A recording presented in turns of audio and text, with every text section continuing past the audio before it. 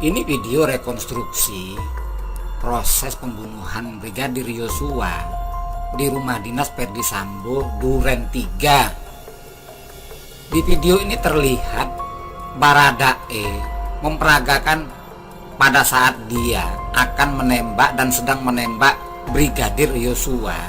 Yang saya kasih tanda panah ini, Baradae saya kasih juga tanda panah ini. Di sini, di sebelah kiri Baradae, kolam ikan.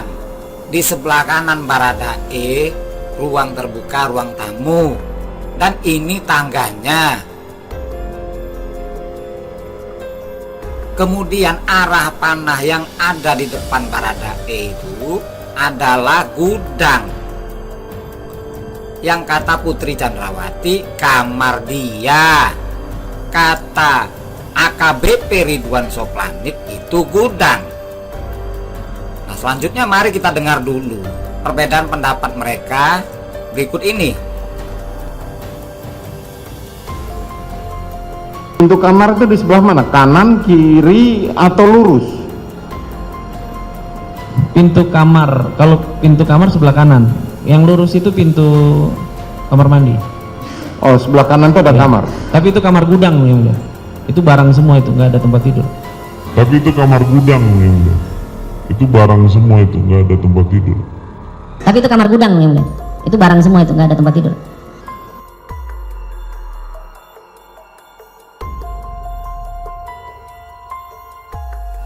Saudara setelah sampai di Saguling, di Duren 3, apa yang saudara lakukan? Itu tadi yang mulia, saya tiba dibantu oleh Kuat untuk membawakan tas saya. Terus saya masuk ke dalam rumah. Kuat memberikan tas saya tepat di depan pintu kamar. Lalu saya masuk ke dalam kamar, saya berganti pakaian, lalu saya istirahat. Nah, inilah proses Ferdy Sambo sedang menembak kemana-mana. Dan kita lihat di dalam rekonstruksi ini ada peragaan yang menampilkan jasad Joshua Huta Barat.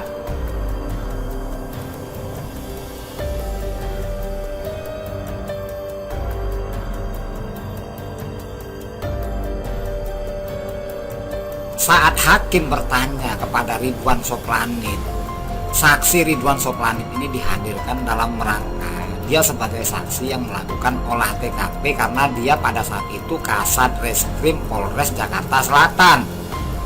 Seperti inilah gambar yang ditunjukkan oleh Ketua Majelis Hakim.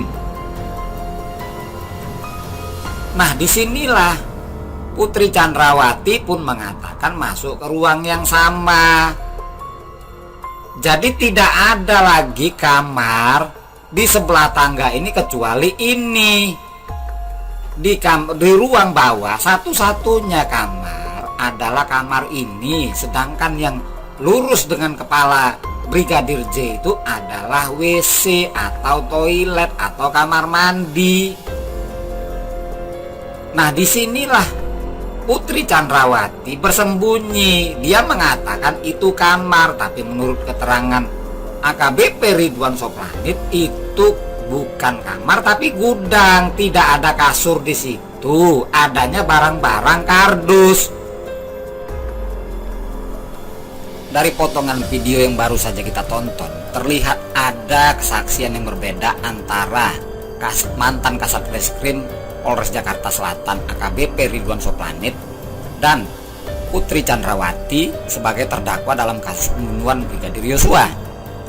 Mantan Kasat Reskrim AKBP Ridwan Soplanit mengatakan di depan jenazah Joshua pada saat dia melakukan olah TKP adalah toilet.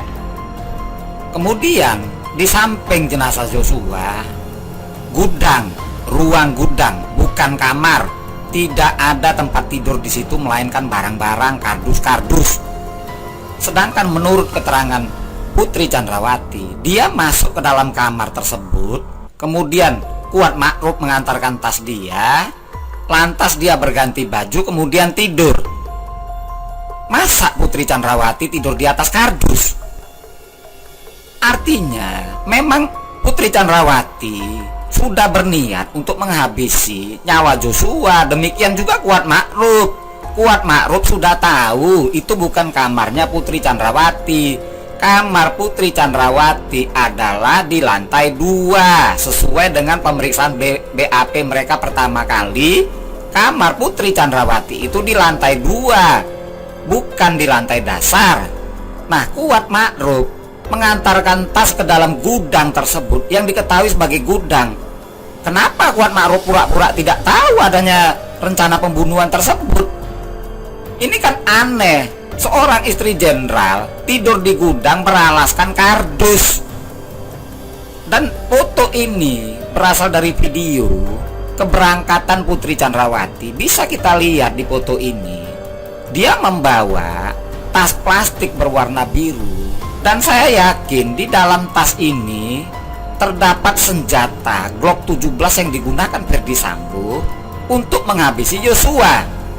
Jadi ketika Ferdy Sambo masuk ke dalam rumah, kemudian Putri Chandrawati menyiapkan pistol Gate Glock 17 tersebut kepada Ferdy Sambo. Dan setelah Richard Eliezer menembak Joshua, lantas Ferdy Sambo menggunakan Glock 17 tersebut menembak Joshua. Dan pistol tersebut berasal dari Putri Chandrawati. Nah, inilah video kepulangan mereka. Kemudian pistol Glock 17 tersebut dibawa oleh Susi ART Putri Chandrawati untuk diamankan sebagaimana gambar berikut ini.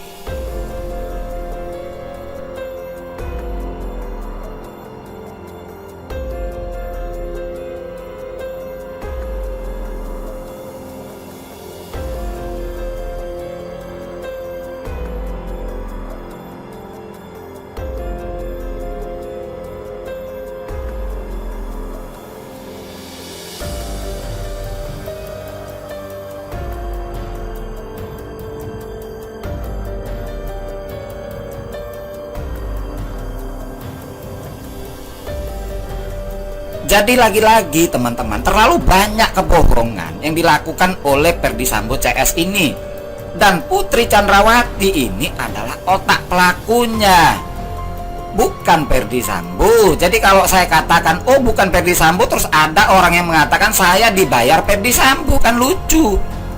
Ferdy Sambo ini pelaku yang melindungi otak pelakunya. Otak pelakunya ini Putri Chandrawati. Sampai sekarang pun tidak ada yang memikirkan bagaimana Putri Chandrawati bisa tidur di lantai dasar yang isinya adalah barang-barang, kardus. Ini sesuai dengan keterangan AKBP Ridwan Soplanit, sesuai dengan olah TKP. Itu bukan kamar tapi gudang, tidak ada kasur di sana. Pintu kamar itu di sebelah mana? Kanan, kiri, atau lurus?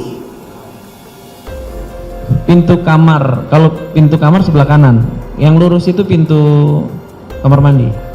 Oh, sebelah kanan itu ada Ya. kamar. Tapi itu kamar gudang yang mulia. Itu barang semua, itu nggak ada tempat tidur. Tapi itu kamar gudang yang mulia.